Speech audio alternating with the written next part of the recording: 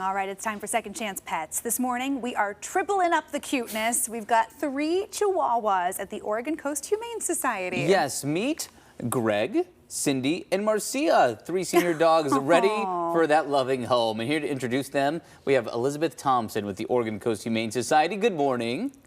Good morning. Oh my Good morning. goodness gracious. Okay, who do you have with you? So this is Marcia. Oh, Marcia, apologies. Personal favorite. Marcia. I was wondering if that was a little Brady Bunch pun for these little guys. Tell us about these little Chihuahuas. So Greg, Marcia, and Cindy came from Marion County Animal Services in Salem. We're transfer partners with them, and we saw them on they send out a plea once or twice a month asking for people to take some of their animals that are struggling in the shelter. So we brought them here, and they've become our office mates. So they're living in my office, which has been a lot of fun.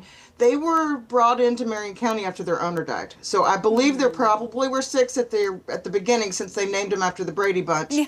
And we got 3 of them. So this one is Marcia, and she's the shyest, and she's 12 years old.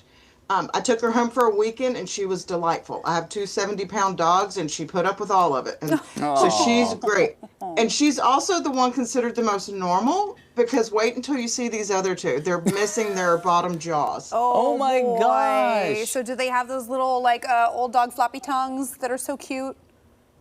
Yep, so this is Greg. Oh my goodness. This guy's 15. He's about 4 pounds. Our vet was here last week, actually from Portland, from Broadway Vet Clinic, Dr. Schott, and he has been practicing medicine for almost 50 years, and he said he has never seen a case like this. So Greg and Cindy are both missing their bottom mandible, which he believes is probably a genetic birth defect, so they've been like this their whole life.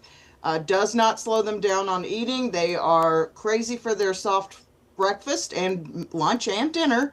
And when we take them out in the play yard, they are so joyful. That's what's really fun about these guys is, you know, you look at them, you think, oh, poor Greg, poor Cindy, but they are the life of the party. They love to go outside, just hop through the grass like little bunnies. They are the sweetest things. So we're hoping they each find their own home. We don't think they need to stay together. We think they'll be better when they're separated, because they kind of, when they're together as a group, they have that typical Chihuahua kind of energy. Oh, sure, that pack mentality. And they're all barking. Yep. And not that barking's bad, but they tend to, they go over the top sometimes. So anyway, and usually Cindy's the leader. So we'll show you Cindy. She is the problem if there's a problem. Okay. And they believe that Greg and Cindy are 15. I can't believe that, especially when you're talking about them, you know, hopping around in the yard like little bunnies. Absolutely. So tell us about Cindy. So Cindy is probably was one of a breeding dog. I believe this man probably was in a little over his head. She's also missing the lower mandible. So when our vet was here last week, everybody got a dental. Greg also got a hernia repair and a nice neuter, which is exactly what he was looking for. And this girl here, she's kind of the ringleader. When there's a problem to be started, she's going to start it. So she was taken into a foster home with Greg, and they were returned because they were cornering the cat. And I'm sure as anything that it was Cindy that started it, because I've brought my big dogs here to see how they would do, and Cindy literally runs up and muzzle punches my big dog. So I think she could live with small dogs fine. I think she could live with a patient big dog fine. But she is the ringleader when it comes to mischief. Oh my gosh! I love when little dogs just do not know how little they are and do not totally. care. You know, they don't care. And we'll square up with a big dog. Yes, totally. Oh my gosh! So with that said, across the board, you know, you were talking a little bit with Cindy there about, you know, what kind of a home that she's going to need. What about for Greg and Marcia here? Do they need anything specific? You know, based on how they've done together with the house with the cat, I would say individually it would be worth trying with a cat. I think they'd be fine to live with other dogs that are patient with them. Marcia's pretty shy, so she needs a dog that's not going to be too much in her face. But I think that they're going to all do well. I think they could be in an active family. They want to go outside. They want to run around and play.